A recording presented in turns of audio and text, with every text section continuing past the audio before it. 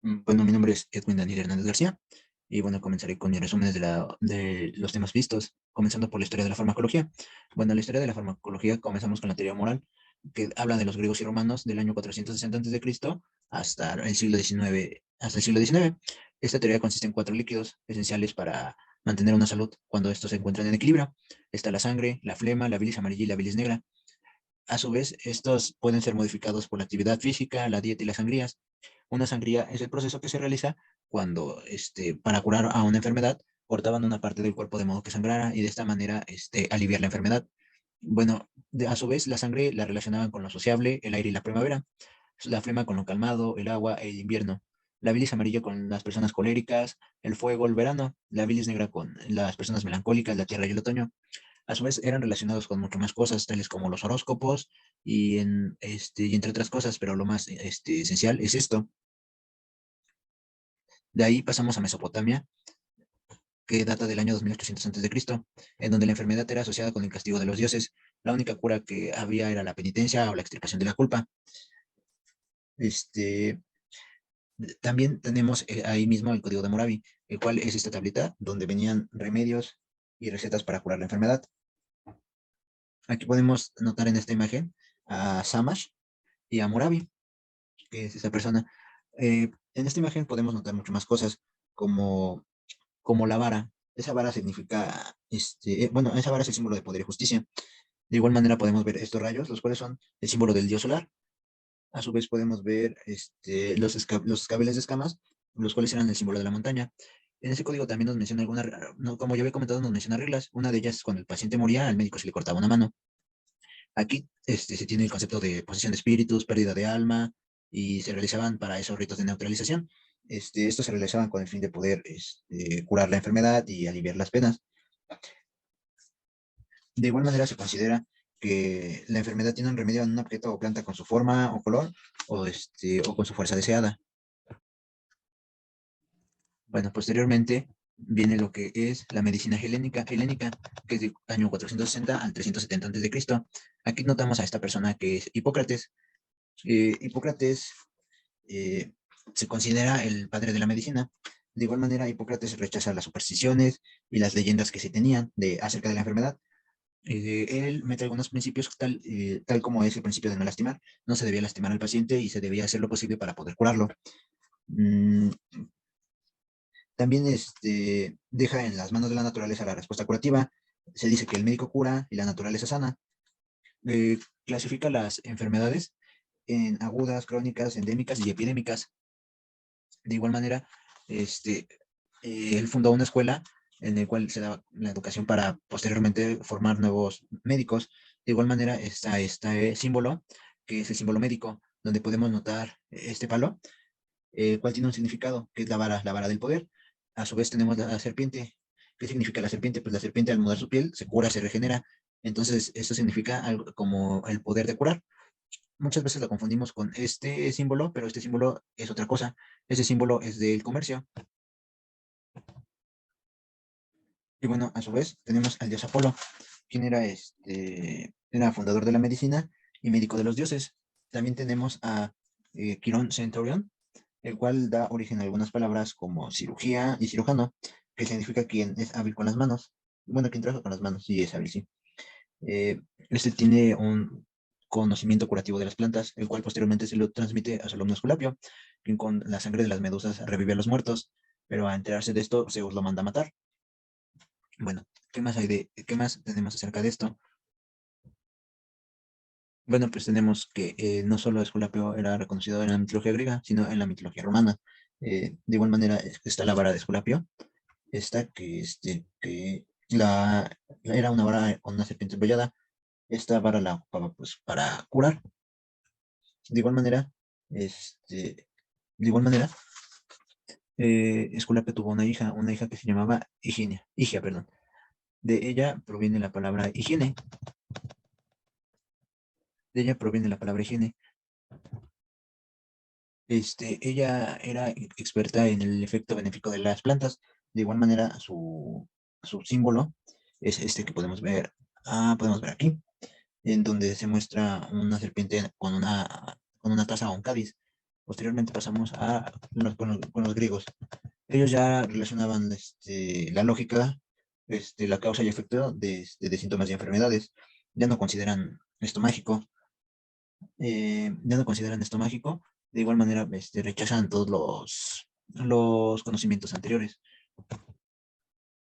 De igual manera, ellos implementan la exploración del paciente, ya sea escuchando el cuerpo, tocándolo, e incluso estudiando su orina. Consideran que hay un Dios por cada dolencia y son de distinto origen. Bueno, aquí tenemos a este personaje que también es muy conocido, que es Galeno. Galeno introduce algunas cosas tal y cual como el principio alopático. Otra cosa de la que dejó fue la escuela de Esculapio, y los seguidores de Hipócrates, donde de igual manera seguían enseñando. También fue médico del emperador Marco Aurelio. Se dice que nunca diseccionó ningún cuerpo, sin embargo llegó a hacer disecciones en animales. Dejó aproximadamente 400 textos donde informaba todo lo que él sabía y lo que averiguaba. Su filosofía era basada en ideas aristotélicas, eh, introduce el concepto de espíritu, introduce que existen 7 pares craneales. De igual manera, introdujo las funciones del riñón, la vejiga, arterias, válvulas del corazón, nos describe enfermedades infecciosas, y bueno, fue una de las personas las cuales contribuyó mucho. Posteriormente, pasaremos a la cultura china. Bueno, en la cultura china se tiene el concepto de ki.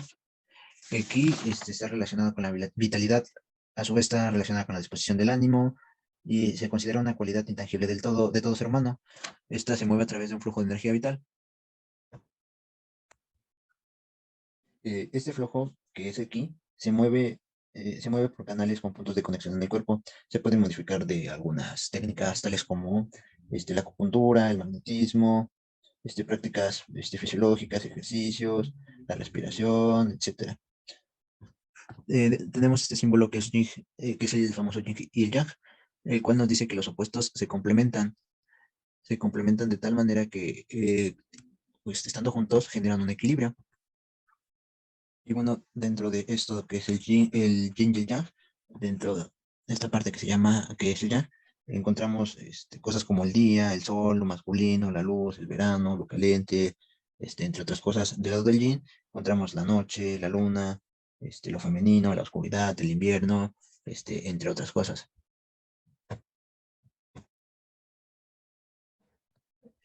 Bueno, otra de las culturas que es relevante es Egipto, en donde la medicina era gratuita y estaba vinculada a los templos. Eh, Todo lo que ellos saben se basa en los papiros de Edwin Smith, el cual es el documento quirúrgico más antiguo de la historia, el cual es Este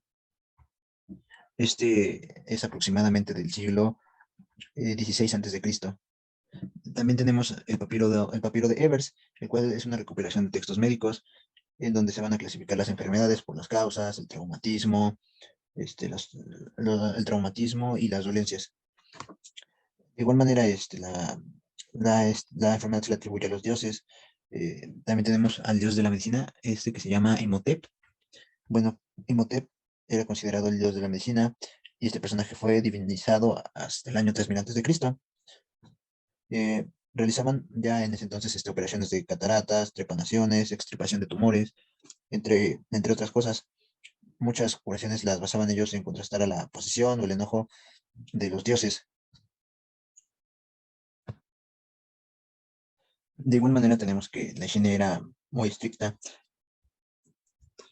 Su dios principal era Tot, que es este personaje que está aquí. De igual manera, cuando el médico del faraón dictaba un procedimiento, el procedimiento se cumplía y no se podía salir de ellos. Entonces había que seguirlos al pie de la letra. Este, También tenemos que en Egipto había médicos para toda enfermedad, para cada especialidad, para mujeres, para niños, y para niños sí, era como que muy organizado en ese entonces, y a pesar del poco avance que existía, eran muy acertados, pero con ello que existían reglas éticas. donde la prioridad era el paciente y lo primero que debía de hacer era curar el sufrimiento o impedirlo. En este entonces ya igual se ocupaba un proceso de diagnóstico donde se le preguntaba al enfermo pues los síntomas, este, también se checaban los signos para llegar a un diagnóstico adecuado.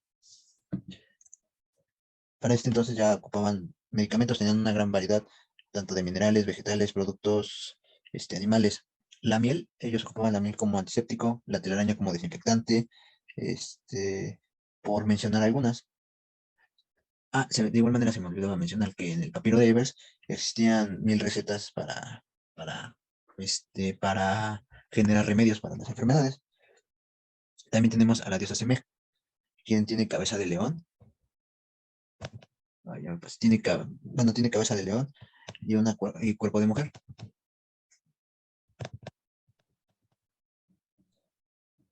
Este, Ella era conocida por los métodos anticonceptivos. De igual manera está relacionada con la prohibición del aborto y la aceptación de malformaciones. Y bueno, pasamos a la cultura árabe. Este, esta cultura, esta cultura, esta cultura es muy recordada por el canon de la medicina, el cual es una enciclopedia que constituye de 14 volúmenes, la cual fue escrita por ese personaje. Se llamaba Ibn Sina, o bien Avicena, el cual era del año 1020 a.C. Este libro de medicina era muy famoso, donde nos decía la importancia de la dieta, del clima, del entorno. De igual manera, nos introduce un poco de anestesia oral, nos incluye 760 medicamentos aproximadamente. Nos menciona el mal de amores. En él influyó un poco Leonardo da Vinci. Y de ahí pasamos a la bala mágica, el cual fue un concepto introducido por Paul Ehrlich en 1900.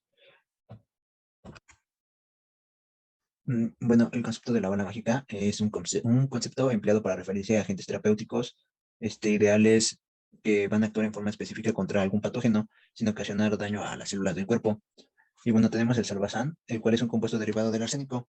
Ese fue el primer componente que se ocupó contra la sífilis. Eh, se tiene el conocimiento de que él experimentó inyectando de este compuesto a un conejo, a un conejo enfermo de sífilis, en el cual con el tiempo notó que tuvo mejoría. De igual manera, este conocimiento nuevo fue de gran ayuda, ya que antes nada más se usaban compuestos mercuriales, los cuales podían llegar a causar lesiones en el tejido nervioso, neuropatía, decoloración, descamación de la piel, taquicardia, caída del cabello, entre otras muchas cosas. Y de ahí pasamos a la cultura prehispánica.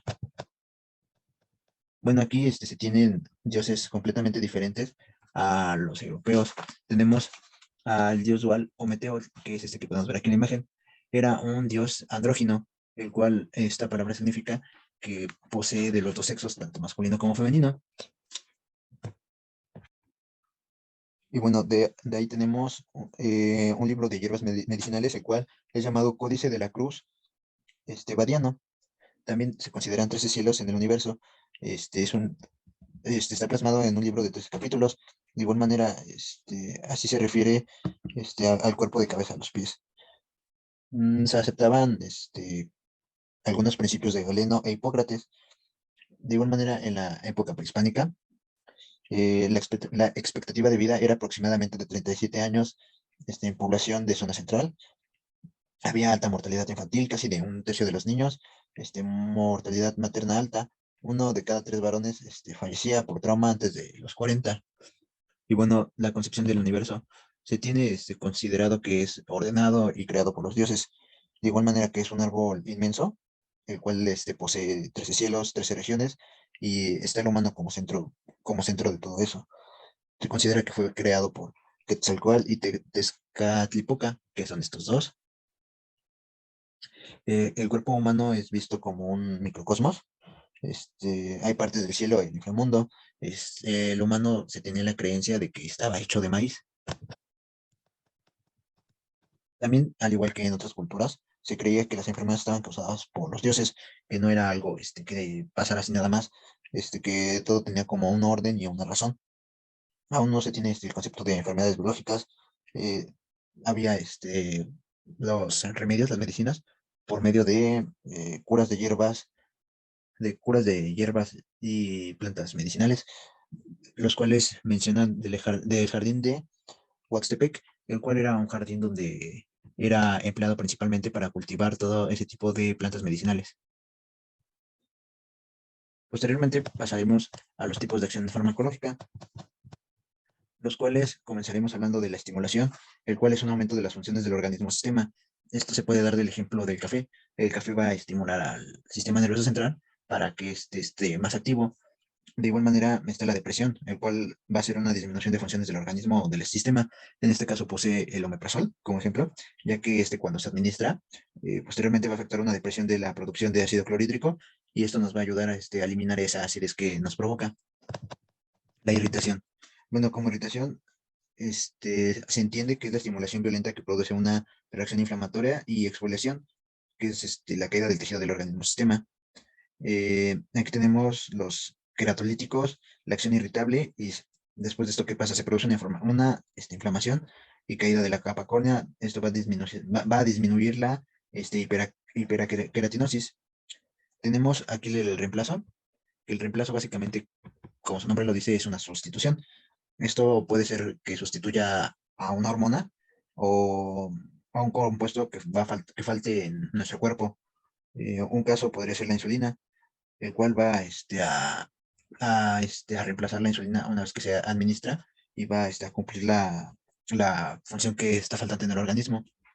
Dentro de esas funciones está la función antiinfecciosa, las cuales son capaces de eliminar o atenuar a los microorganismos que producen enfermedades. Esto no va a provocar efectos importantes en el organismo. Esta, ¿Cómo va a actuar? Va a actuar eliminando o atenuando a este organismo. Un ejemplo es la amoxicilina, la cual se suele tomar cuando hay alguna infección. Esta nos va a servir para poder combatir la infección y posteriormente eliminarla. A su vez, estas formas de administración van a estar clasificadas dependiendo de su acción. Puede ser acción local, la cual va a actuar en el área aplicada. Un ejemplo podría ser, no sé si me viene a la mente la anestesia, cuando nos meten anestesia local, la cual solo va a hacer efecto en una parte que se desea manejar en ese momento. Está la forma general o sistémica, en donde entra en circulación y va a actuar en todo el organismo.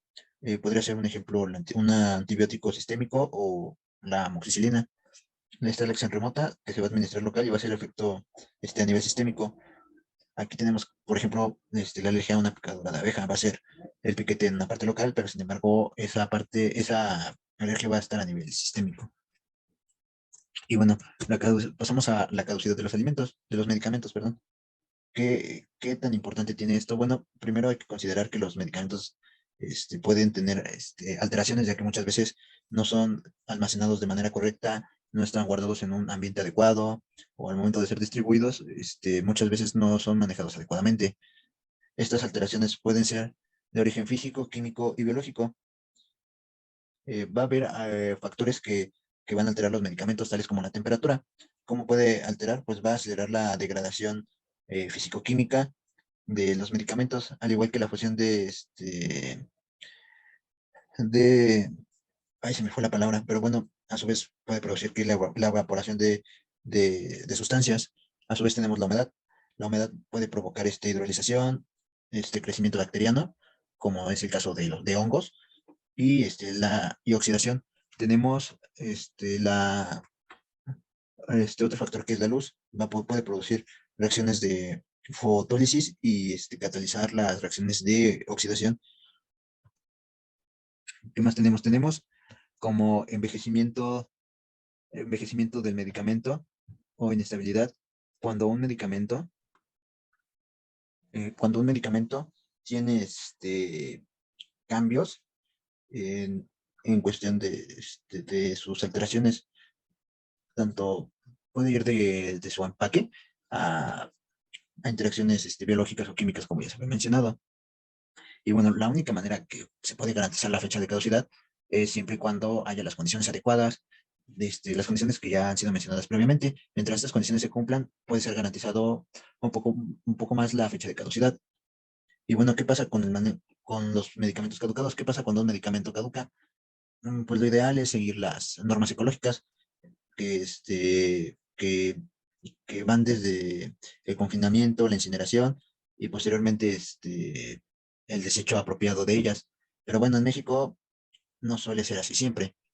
Cuando se hace adecuadamente, tenemos que son separados los medicamentos por antibióticos, psicotrópicos, oncológicos, y hormonales, pero pues puede llegar a tener otros destinos como pues es costumbre o puede ser muy común probablemente que sea la venta ilícita de los medicamentos, que los puedan vender, por ejemplo, en cualquier lado a precio más barato y pues se acostumbra a comprarlo, ¿no? Esto para nada es legal, ¿no? Esto se considera ilegal, eh, ya que pues esto pues, está fuera de la ley o de igual manera tiende a tirarlos a la basura, pues eso no es adecuado ya que tienen que llevar un proceso. Eh, de ahí pasamos al concepto de farmacología. La palabra farmacología viene del griego fármacon, que significa fármaco, y luego ciencia. Esto se podría decir que es la ciencia que estudia la historia, el origen, propiedades físicas, químicas, presentación, efectos bioquímicos y efectos fisiológicos, mecanismos de acción, absorción, distribución, excreción, secreción, biotransformación, entre otras muchas cosas de los medicamentos.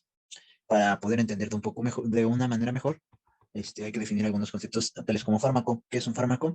Bueno, un fármaco va a ser una sustancia química que al ser introducido en el organismo eh, va a producir cambios. Estos cambios generalmente deben ser de manera positiva, pero como veremos posteriormente, no siempre puede ser así. Estos se suministran con el fin de curar y prevenir. Eh, tenemos, tenemos después un medicamento. Un medicamento va a ser un fármaco prescrito por un médico con fines terapéuticos. Tenemos droga, la cual es considerada una sustancia autoadministrada con fines recreativos que va a alterar los sentidos y procesos cognitivos, no siempre con fines curativos. Posteriormente tenemos la farmacocinética. La farmacocinética es simplemente los efectos que va a tener el organismo sobre el fármaco. Esta va a estar basada en procesos como la absorción, el cual va a ser el paso del medicamento desde el lugar donde se administra hasta la circulación sanguínea. A su vez, la absorción tiene procesos tales como la difusión pasiva, la difusión lipídica, la difusión acuosa, el transporte activo y la difusión facilitada. A su vez tenemos la distribución, la cual es considerada el proceso mediante el cual el fármaco va a abandonar el torrente sanguíneo y se va a repartir por los órganos y por los tejidos. Esto, ¿en qué va a influir? En el tamaño de la molécula, en qué tan vascularizado esté el tejido, a su vez como la unión a proteínas. Posteriormente tenemos el metabolismo. El metabolismo va a ser el proceso de conversión de un fármaco para la concentración plasmática, para que la concentración plasmática del fármaco disminuya con el tiempo. ¿Esto qué va a pasar? Pues, por ejemplo, va a generar el mecanismo del primer paso, que es cuando los fármacos que se absorben en el intestino llegan al hígado primero. Ahí va a llegar por el torrente sanguíneo y posteriormente va a pasar al intestino mediante procesos de oxidación, hidrólisis, reducción y conjugación. Tenemos la excreción, que la excreción va a ser la expulsión ya del fármaco del cuerpo. Eso se puede dar por algunos medios, tales como la orina, la saliva, el sudor, la bilis, las heces, la excreción biliar, entre otros muchos procesos más. La absorción y la eliminación o excreción pueden ser representadas mediante una gráfica donde tenemos aquí el ABC, que es el área bajo la curva, que va a ser la exposición general al medicamento. Aquí tenemos el punto máximo, donde es la concentración más alta del medicamento en la sangre. Aquí es donde se va a dividir la eliminación y la absorción. De este lado va a estar la absorción y posteriormente la eliminación, ya que va a disminuir la gráfica. Posteriormente, aquí tenemos el tiempo de vida media, que es cuando el medicamento ya perdió la mitad de su concentración máxima. Este también suele ser ocupado para administrar posteriormente la próxima dosis del medicamento, ya que cuando pasa cierto tiempo se llega a ese punto y se vuelve a suministrar el medicamento y vuelve a subir para posteriormente llegar a una concentración más alta, pero no tóxica. Por último, tenemos el punto mínimo, que va a ser la concentración más baja del medicamento en la sangre. Y pues todo esto está dentro del proceso de la excreción. Bueno, y como punto que se me olvidó mencionar, aquí la gráfica empieza cuando se toma el medicamento. Una vez mencionado eso, pasamos al siguiente concepto, que es la farmacodinámica. La farmacodinámica va a ser lo contrario a la farmacocinética. Esta farmacodinámica, perdón, va a ser los efectos del fármaco sobre el organismo. Dentro de ellos se van a estudiar algunas cosas como la toxicología, que van a ser los efectos nocivos de los fármacos, así como los mecanismos y circunstancias que van a favorecer la aparición. A este término se le puede agregar una frase que dice lo siguiente: todas las sustancias son venenosas, no hay ninguna que no lo sea, la dosis es lo que va a diferenciar a un veneno de un remedio. Esta frase la dijo Paracelso, y bueno, sí, es muy cierta, ya que pues todo en exceso en algún momento puede llegar a causar daño. Tenemos la farmacogenómica, la cual va a estudiar las variables en expresiones de genes que van a alterar el efecto del fármaco. Tenemos la tolerancia, la cual va a ser la disminución del efecto gradual de un fármaco. Tenemos a su vez la definición de taquifilaxia, la cual va a ser la disminución del efecto del fármaco. Esta disminución se va a dar de manera rápida. Tenemos el concepto de uso óptimo, el cual nos dice que va a haber mayor eficacia con la menor toxicidad y al menor coste. Tenemos la afinidad, que va a ser el grado de unión de un fármaco a su receptor. Este se va a dar por iones iónicas, por fuerzas de Van der Waals, puentes de hidrógeno, interacciones hidrofílicas y enlace covalente. Dependiendo del tipo de enlace que sea, va a ser el tipo de fuerza que va a tener su unión respecto a su receptor. Tenemos la anafilaxia, la cual va a ser una reacción alérgica de manera rápida o una reacción sistémica de manera grave. A su vez pasamos a los conceptos de potencia, que va a ser la capacidad de un fármaco de hacer efecto. Pasamos a la eficacia, que va a ser la capacidad de un fármaco para obtener un efecto en las condiciones controladas.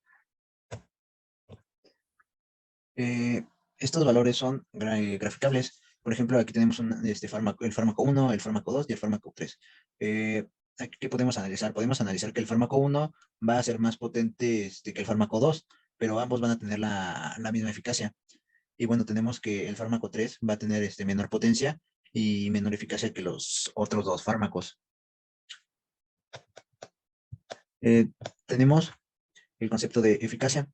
¿Qué va a ser la eficacia? Va a ser la capacidad de un fármaco para obtener un efecto en condiciones controladas.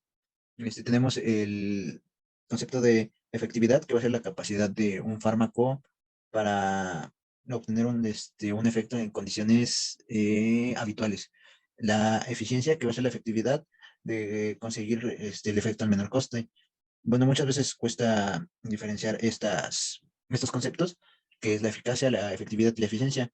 Pero bueno, para hacerlo más fácil, tenemos la eficacia, que podría ser la pregunta: ¿el medicamento funciona? Bueno, ahí tenemos que funciona en condiciones controladas. La efectividad funciona en la vida real.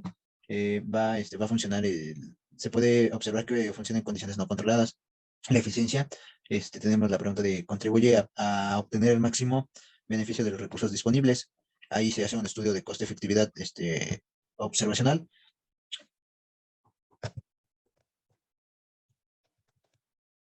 Y bueno, pasamos con el siguiente concepto, que es beneficio. El beneficio va a ser un efecto benéfico tanto objetivo como subjetivo. También pasamos a toxicidad, que va a ser el efecto indeseable por dosis altas o acumulativas. Esto puede ocurrir cuando muchas veces se suministra un fármaco de manera excesiva o en concentraciones muy altas. Pasamos a reacciones adversas, que va a ser cualquier efecto perjudicial no deseado con dosis normales. Esto puede pasar si, por ejemplo, una persona toma un medicamento al cual es alérgico. Se pueden tener algunas reacciones las cuales pues no estaban planeadas. Tenemos la relación de eficacia, que es la toxicidad, la valoración de la toxicidad conjunta a la eficacia de un tratamiento frente a su toxicidad. También vamos a definir el siguiente concepto, que es la intensidad. La intensidad va a ser el nivel de efecto del fármaco en relación a la concentración plasmática. Y bueno, la biodisponibilidad. La biodisponibilidad va a ser la velocidad y cantidad del fármaco que llega a circulación sistémica. Se da en relación a la absorción y la eliminación de las proteínas. Aquí, por ejemplo, tenemos el ejemplo de un fármaco, que un fármaco se va a unir a la albumina, ya que cuando estos entran en contacto, la albumina va a tener una biodisponibilidad de cero, pero si el fármaco se pega poco, va a haber mayor biodisponibilidad. A su vez tenemos la concentración mínima eficaz. ¿Qué es la concentración mínima eficaz? Bueno, la concentración mínima eficaz va a ser la concentración del fármaco por la cual vamos a obtener algún efecto terapéutico. Tenemos la concentración mínima tóxica, la cual va a estar por arriba de esta dosis y va a haber efectos tóxicos. Tenemos el índice terapéutico, que va a estar relacionada entre la concentración mínima eficaz y la concentración mínima tóxica. Eh, Tenemos el efecto o reacción paradójica.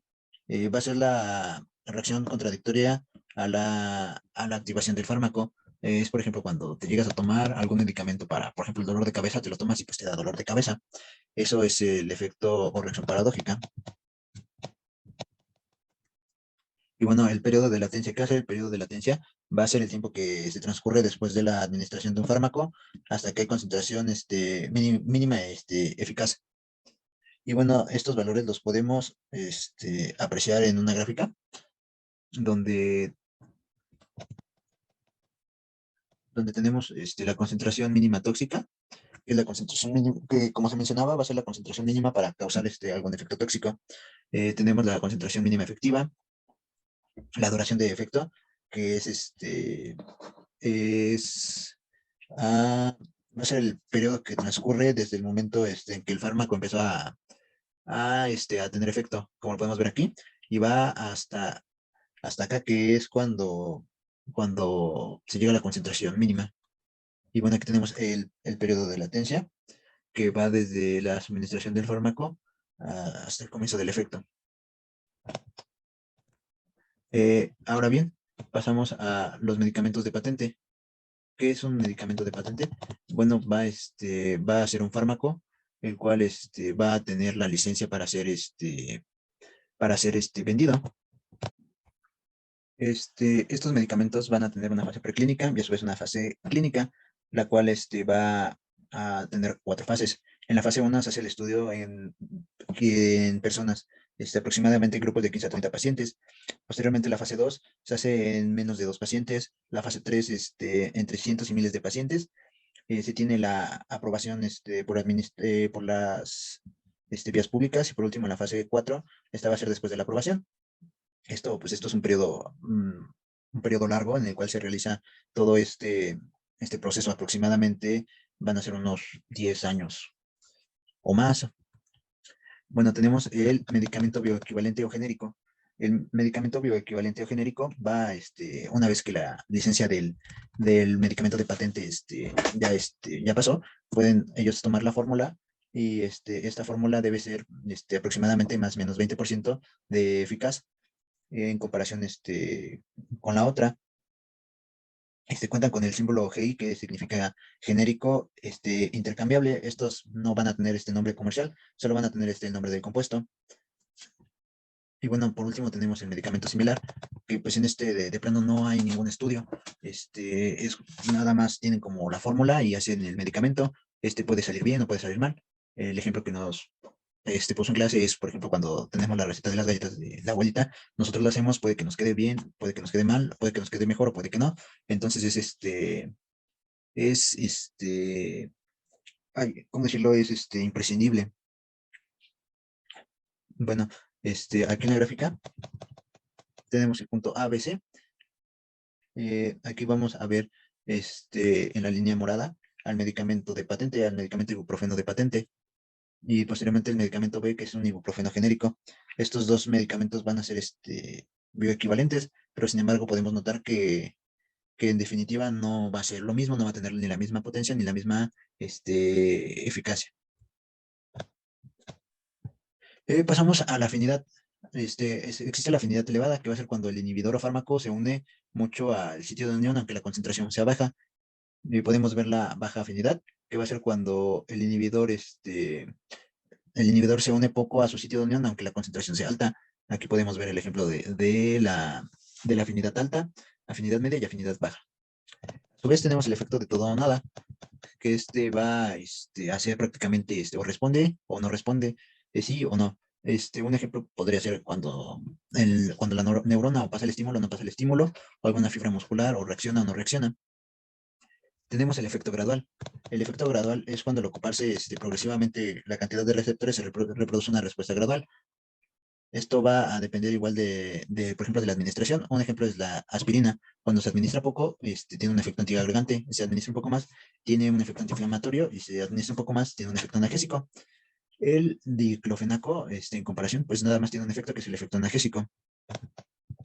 Tenemos el efecto máximo, que se puede dar sin necesidad de ocupar todos los receptores. Este, Tenemos el efecto techo, que nos dice básicamente que cuando administras o más medicamento, ya no se puede más, o sea, ya no se le va a quitar el dolor al paciente, por así decirlo, ya va a tener un límite, ya no va a pasar de ese límite. Tenemos los receptores de ciclo biológico, los cuales se van a encargar de la síntesis, ese movimiento y desintegración. Va a tener algunas variables como lo es la densidad, el incremento, disminución, modificaciones en la afinidad, modificaciones en la afinidad, desensibilización de receptores, entre otras cosas. Tenemos el agonista puro. El agonista puro va a provocar efecto máximo sin necesidad de todos los receptores. Tenemos el agonista parcial, que requiere ocupar alta proporción de receptores para provocar efectos. Va a tener baja eficacia. Va a tener baja eficacia, como lo mencionaba ahorita. Tenemos el antagonista negativo. El antagonista negativo, que va a ser va a ser prácticamente el opuesto a un agonista puro. Tenemos el antagonismo irreversible. El antagonismo irreversible va a estar relacionado con una unión muy fuerte y va a ser dependiente del tiempo. Pasamos a los siguientes términos, como que es un agonista. Bueno, un agonista va a ser una molécula que va a activar el receptor. El antagonista va a ser la molécula que ocupa el sitio de alivio, pero no va a ocupar al receptor. Y bueno, pasamos a la unión entre receptor y fármaco. Va a estar dada por enlaces químicos, iónicos, fuerzas de Van der Waals, puentes de hidrógeno, enlaces covalentes. Si en el caso de que haya algún enlace covalente, va a ser un enlace fuerte. La unión va a estar ligada al fármaco y el sitio activo va a ser muy estable.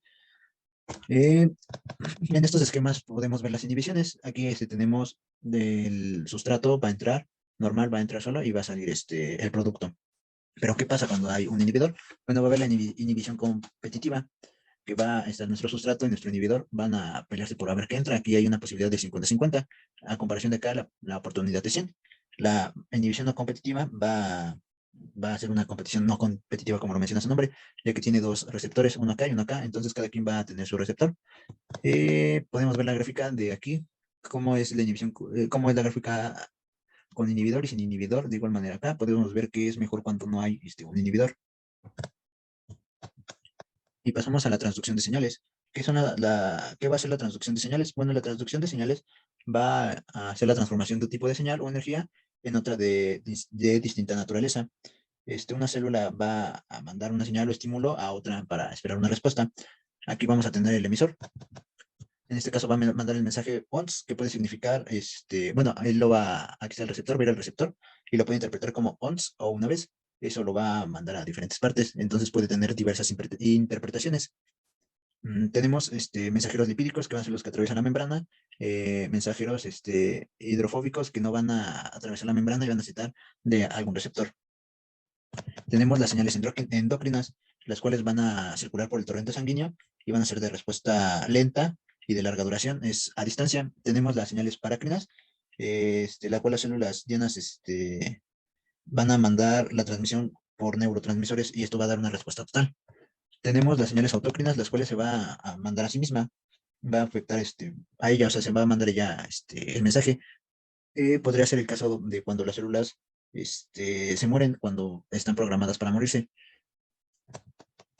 Ahora bien, tenemos las características de la acción hormonal. Tenemos como primer concepto la redundancia, la cual se va a dar, varias moléculas van a tener la misma función. A su vez tenemos la amplificación, que es cuando llega un mensaje y las células lo empiezan a multiplicar. Es como si tú contaras un chisme y pues, ese chisme se fuera contando y contando y contando. Va transmitiéndose por la multiplicación de la señal. Tenemos la integración. Está en la célula y bueno, aquí va a estar la célula, perdón, y le van a llegar señales y ella va a interpretar una respuesta. Es cuando le mandan, es como si te contaran muchas cosas, diferentes versiones de lo mismo, y tú ya vas a tener tu propia respuesta, vas a tener bueno, sí vas a tener tu idea. Tenemos la cooperatividad, que va a ser cuando se necesitan se van a juntar dos células y van a emitir una señal. Tenemos la retroacción negativa, que va a estar en casi todos los procesos, va a haber una secuencia de reacciones. El reactivo A, con la enzima E, produce el producto B. Va a haber un momento que en estos mismos se van a decir que no, que ya no, que ya le paren, es cual el ejemplo que nos puso de los tacos. Uno pica la cebolla, uno, arma el taco, otro, le echa salsa y otro lo entrega. Y así, hasta que sea necesario. Una vez que ya no sea necesario, le dice que ya no y ya no le manda más. Tenemos los mensajeros, como ya mencionaba, están los mensajeros hidrofílicos, los cuales van a ser polares. Esto quiere decir que van a necesitar un receptor para poder pasar a la célula y van a hacer una reacción de corto plazo. Están los lipofílicos, los cuales son apolares. Pueden tener receptores intracelulares o nucleares. Va a ser una acción a largo plazo. Ah, Va a ser una acción a largo plazo. Tenemos los receptores acoplados a proteínas G, en donde van a atravesar la membrana 7 veces, que es 1, 2, 3, 4, 5, 6, 7. Va a tener sus subunidades, que es gamma, beta y alfa. Alfa va a estar unida a GTP. Una vez que se activa, bueno, se va a separar alfa de GTP. Y sí, bueno, se van a separar y se va a activar la adenilato ciclasa. Entonces pasa de AMP a MPC. AMPC es un segundo mensajero, como posteriormente lo veremos. Los altos niveles de AMPC van a activar a PKA. A su vez, la proteína quinasa A o PKA va a ser dependiente de AMPC. Y bueno, de ahí tenemos que la proteína quinasa va a activar, fosforilar las proteínas y de ahí las va a activar o desactivar. Tenemos los receptores de tirosina quinasa, donde están los receptores de tirosina separados. Posteriormente, aquí tenemos el dímero, que es cuando están más unidas. Aquí tenemos hay fósforos para la fosfolarización. Una vez que se activa la fosforilasa tirosina, aquí vamos a tener una proteína sin fosfato, pues esa proteína va a pegarse a un fosfato. Esto va a activar, se va a activar o se va a desactivar dependiendo el caso. Ahora bien, pasamos a lo de segundos mensajeros, que va a ser toda molécula que transduce señales extracelulares. Y bueno, el segundo mensajero va a tener un bajo peso molecular, van a ser moléculas intermediarias. ¿Cuáles son los principales segundos mensajeros? Va a ser el calcio, el óxido nitroso y el AMPC. El AMPC va a ser derivado del ATP, el ADP, posteriormente el AMP y el AMPC. Tenemos los canales iónicos, que, bueno, permanece cerrado. Posteriormente, cuando llega un estímulo, se va a abrir y después pasa de eso a un periodo refractario, que es cuando está en descanso y no responde ningún estímulo.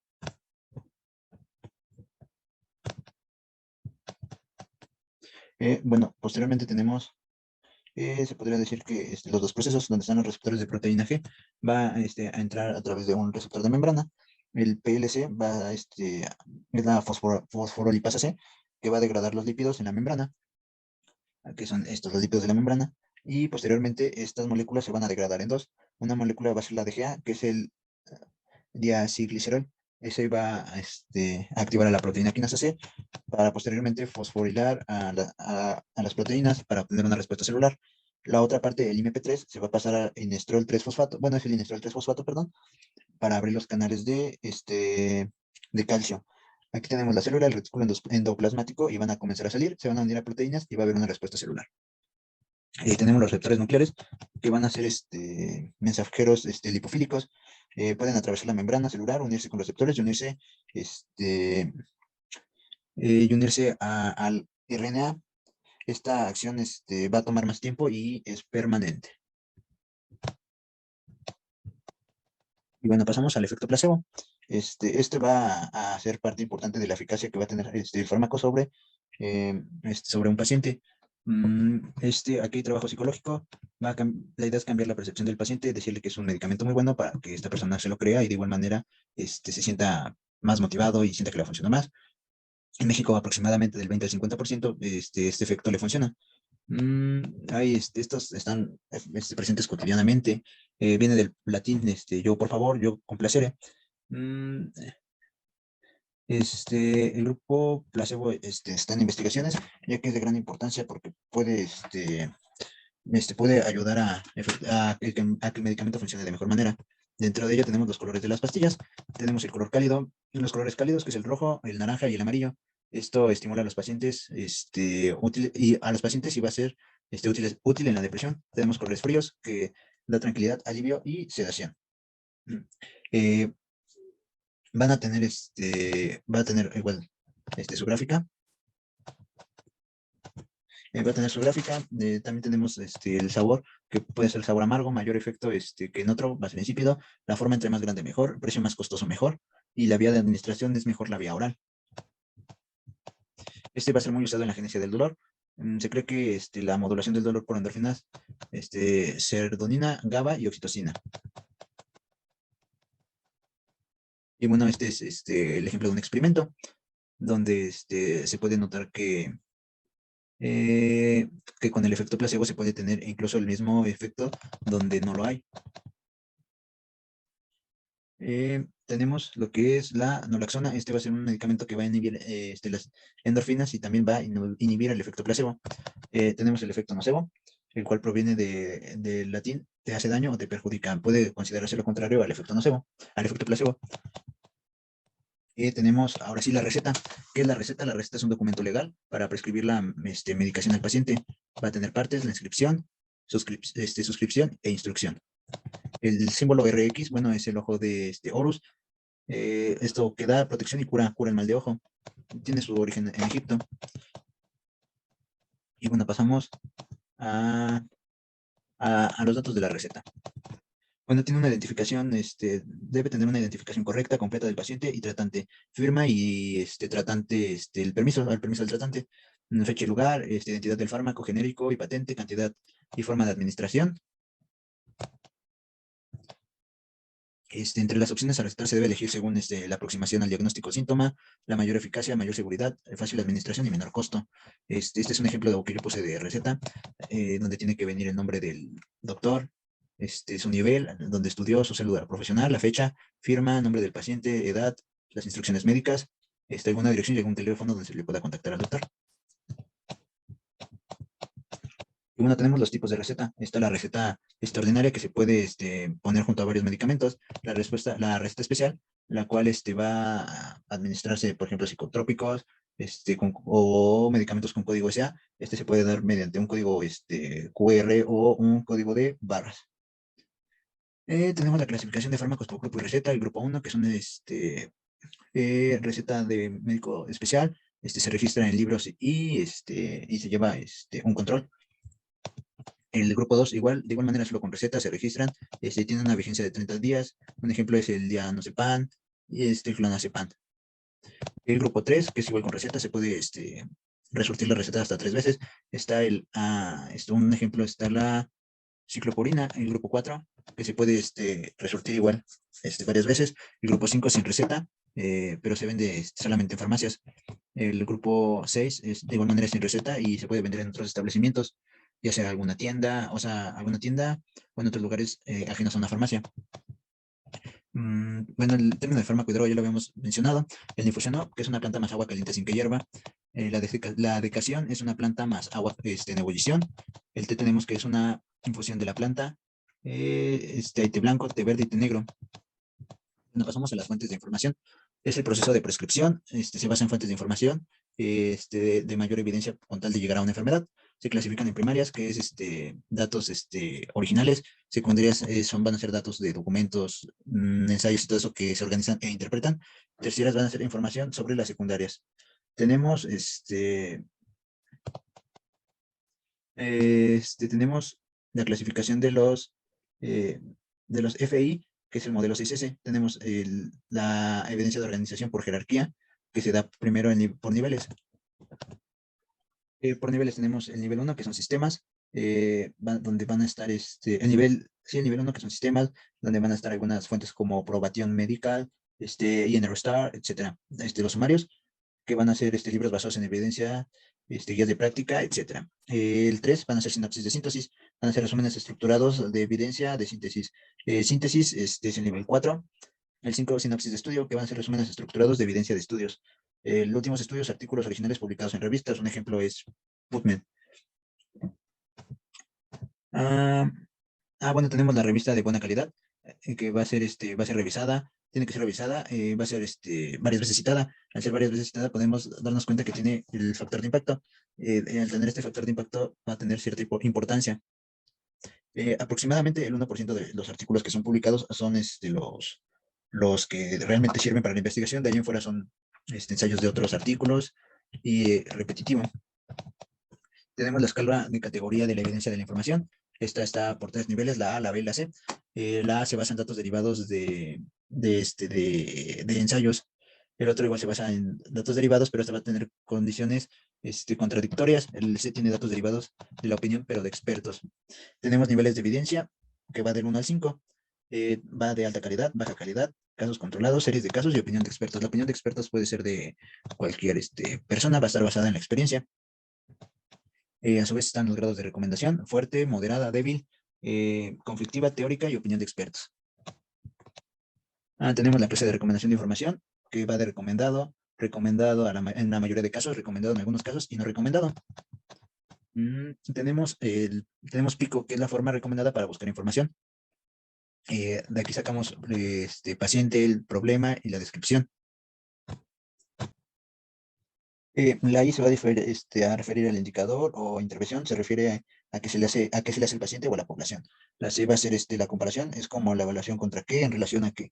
La D es el resultado esperado a consecuencia de la intervención en la población.